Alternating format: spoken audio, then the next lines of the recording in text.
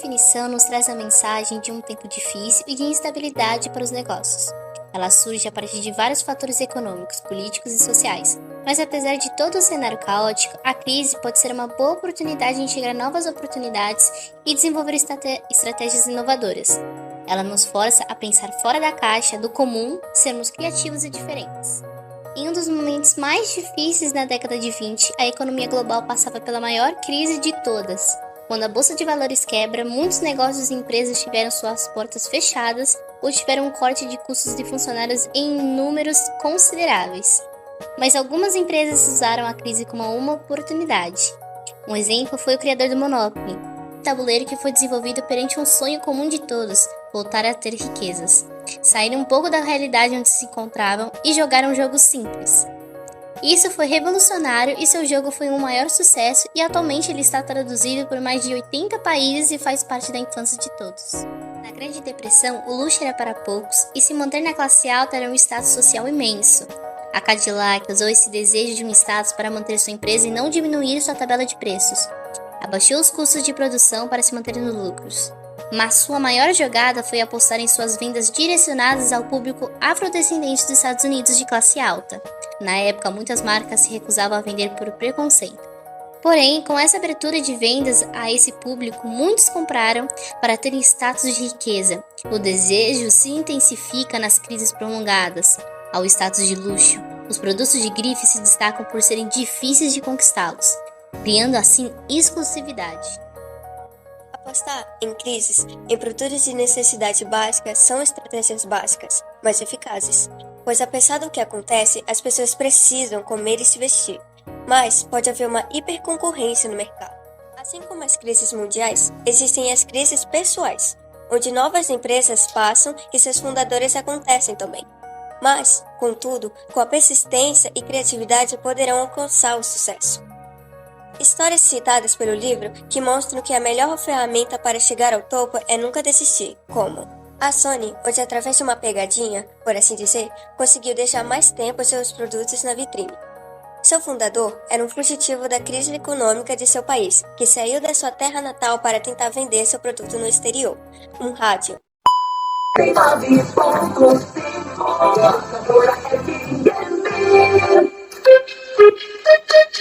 Opa, para você conferir com a gente a hora certa do Brasil, vem comigo. Um produto de origem japonesa, que na Europa sofria um preconceito por causa do cenário pós-guerra. Mas, sem desistir, Masaru Ibuka, seu fundador, pagou universitários para comprar seus próprios produtos, iludindo o dono da loja que, pensando que o produto estava fazendo sucesso, encomendou mais rádios que então foram entregues os mesmos exemplares. Isso possibilitou mais tempo a exibição da Sony na loja, que possibilitou no futuro um sucesso, e se tornando, posteriormente, uma das maiores empresas de audiovisual. David McConnell, futuro fundador da Avon, que no seu início vendia livros, mas em meio a um momento difícil para todos em sua necessidade, ninguém necessitava de livros. As donas de casa que são as que mais o atendiam. Então ele pensou, mulheres gostam de serem vaidosas. Se eu apresentasse um perfume experimental e depois tentar vender meus livros, isso poderia prender a atenção delas, pensou ele. E realmente funcionou. Porém, elas estavam mais interessadas nos perfumes do que em si e seus produtos. Em suas tentativas, ele recebeu um comentário de uma moça que despertou uma ideia. As mulheres comprariam seus perfumes porque ele atendia uma dor delas. Ele trazia os produtos sem que elas precisassem sair de casa. Isso se tornou um diferencial imenso para a Avon. David então decidiu vender produtos de cosméticos que iriam ser oferecidos na porta das casas, se tornando um ponto forte da marca. Como David, a TAM, uma das maiores companhias aéreas, começou ouvindo as dores de clientes e manejando estratégias para atendê-los, apelando principalmente para conquistar a confiança de seus clientes. Em seu início, ele pilotava em aviões emprestados para transportar as colheitas de produtores que não poderiam pagar tão caro em grandes companhias. Ganhando a confiança e criando alianças com outros produtores, conquistou espaços e comprando suas próprias aeronaves e expandindo sua clientela, ele focou em apelar para o lado emocional para sair de sua crise pessoal e ajudar esses produtores a vender com a mais ampliação no mercado. Crises pessoais demandam uma criatividade maior em solucionar e criar estratégias para alavancar seu negócio. No livro, temos exemplos claros de que seu maior aliado é ser diferente. Ouvir as demandas e ganhar a confiança, mantendo sempre a afinidade de sua marca e manejar estratégias para ganhar clientes e poder vender seus produtos ou se manter são os maiores pilares para o sucesso. E principalmente entender que analisar o ambiente onde você se encontra e as pessoas são as chaves para entender como você pode caminhar e levar a sua marca à frente. Em 1970, as empresas de relógios suíços se viram ameaçadas pelas empresas asiáticas que vinham surgindo com seus preços baixos. A partir daí, os suíços tiveram que se reinventar. Começaram a fazer produtos com pulseiras de plástico sem perder a durabilidade e com preços menores. Mas como fazer com que os clientes continuem comprando? Simples, lançar uma nova coleção a cada estação. Desse jeito, os clientes começaram a comprar os novos modelos a cada estação. Outra reinvenção de negócios ocorreu nos drive-in, na Califórnia, nos anos 1940. Surgiram junto com os carros.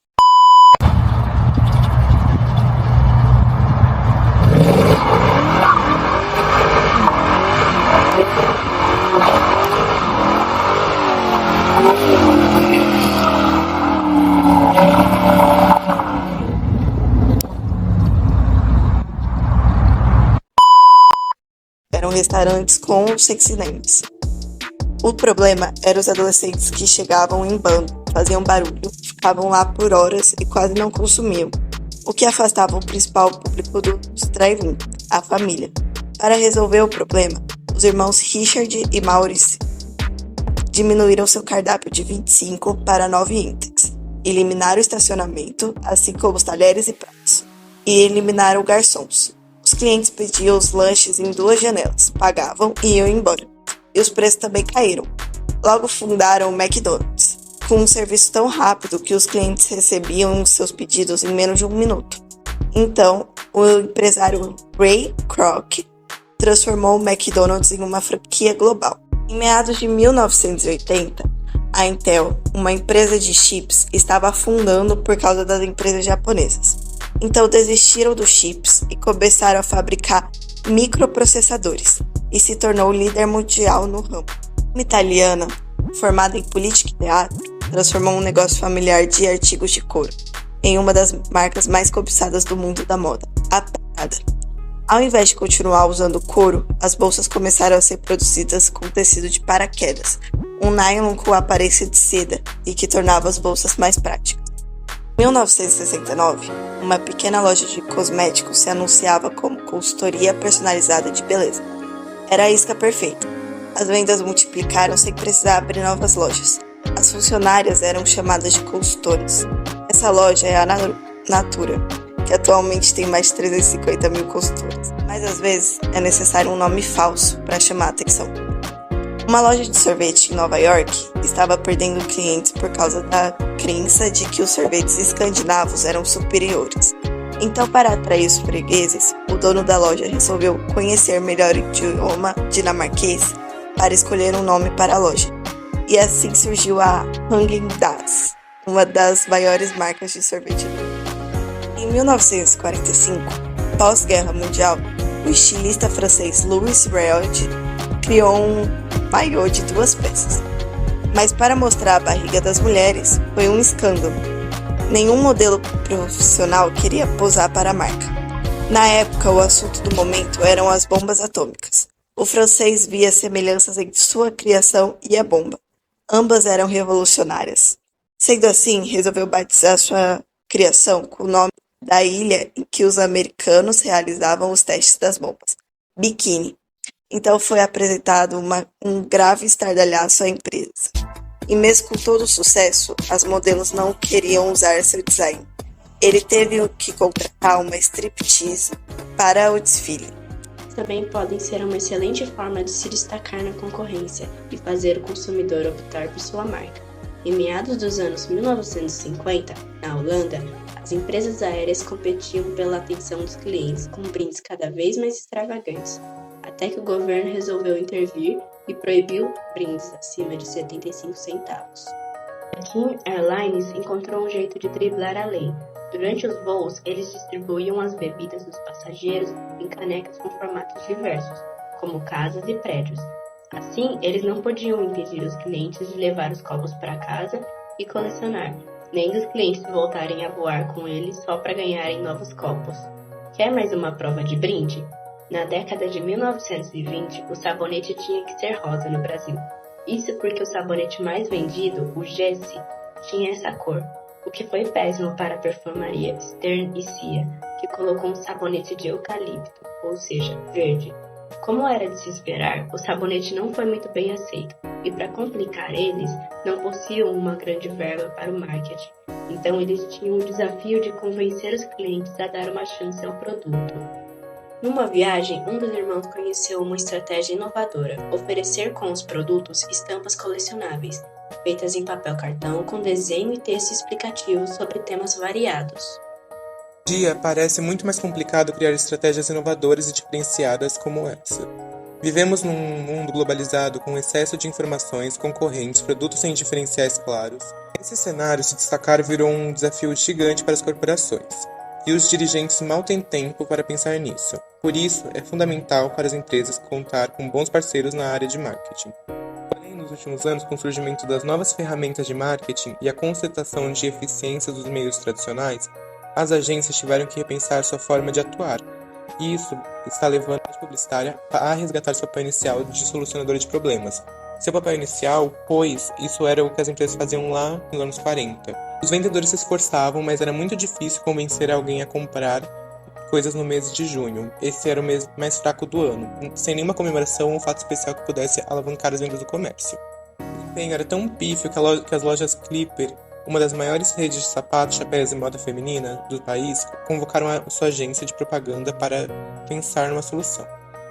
O publicitário João Dória, principal executivo da empresa, ouviu com atenção as queixas dos clientes. Entrevistou vendedores, falou com consumidores. No final de sua investigação, ficou claro que não bastaria criar uma simples promoção ou evento isolado. A resistência da população em ir às compras no mês de julho era muito grande.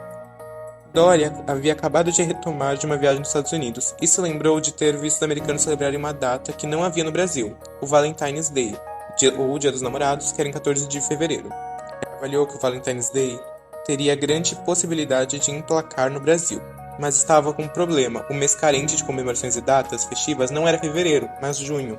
Revisando o calendário, ele constatou que o mês de junho trazia uma data sugestiva, o Dia de Santo Antônio, o Santo Casamenteiro, no dia 13. Assim foi lançada a campanha publicitária que dizia: "Não só de beijos que se vive o amor. Comemore 12 de junho, o Dia dos Namorados, como presente da loja Clipper." Já no primeiro ano, a iniciativa mobilizou muitos casais, mas foi a partir do ano seguinte, 1951, que diversas outras lojas aderiram à data e entrou definitivamente no calendário de comemorações do brasileiro. Atualmente, nos shoppings e comércios em geral, o mês dos namorados só perde volume de vendas para o Dia do Natal e o Dia das Mães. Comemorativas, boas ou ruins. Algumas pessoas têm uma visão negativa de datas comemorativas. Dizem que tudo que não passa de uma invenção da indústria para fazer a população consumir mais. Como vimos nos casos descritos, é verdade, que incentivam o materialismo, aceleram o desmatamento, o aquecimento global e assim por diante. Mas existe outro lado: o capitalismo necessita desse consumo contínuo para se manter. Só assim a indústria poderia continuar empregando, pagando salários e crescendo e realizando novos investimentos. Outra sacada genial de uma agência de propaganda foi nos anos 60, um fabricante americano de creme dental incumbiu seus marqueteiros de descobrir uma forma para elevar as vendas. Depois de observar o produto, um dos profissionais da agência veio com uma sugestão, no mínimo inusitada. E se a gente aumentasse a boca do tubo da pasta de dente? Os colegas riram, mas o rapaz insistiu. As pessoas iriam consumir mais, o produto acabaria antes e venderia mais. Não faz sentido? Realmente tinha lógica. A sugestão foi levada ao fabricante, que aceitou de imediato. Não apenas a estratégia deu o resultado esperado, como foi seguido pelos demais produtores ao redor do mundo. Na próxima vez que for escovar os dentes, repare como a boca do tubo da pasta é maior do que o necessário. Como diz a expressão popular, a união faz a força, e força é tudo que o segmento precisa para se manter representado perante o governo em momentos de dificuldade. Afinal, não é fácil convencer as autoridades a servir num setor de economia e proteger os fabricantes contra eventuais ameaças. Era essa necessidade que tinham os cafeicultores brasileiros no início dos anos 30. A crise de 1929 havia feito o preço da saca de grãos despencar em todo o mundo. O Brasil, grande produtor mundial, sentiu duramente esse golpe. O preço caiu tanto que, em vez de vender as sacas, os produtores preferiam queimá-las, jogá-las no mar ou até mesmo usá-las como combustíveis de locomotivas a vapor. A equipe do IBC se uniu com os políticos para juntos pensarem numa saída. Na época, por aqui, o leite em pó, lançado pela Nestlé, o produto era muito utilizado na preparação de café com leite, por ser prático e dispensar refrigeração. Se havia a tecnologia para o leite em pó, por que não para o café solúvel? Com essa ideia na cabeça, uma delegação com integrantes do governo e do IBC embarcou em direção à sede da Nestlé na Suíça.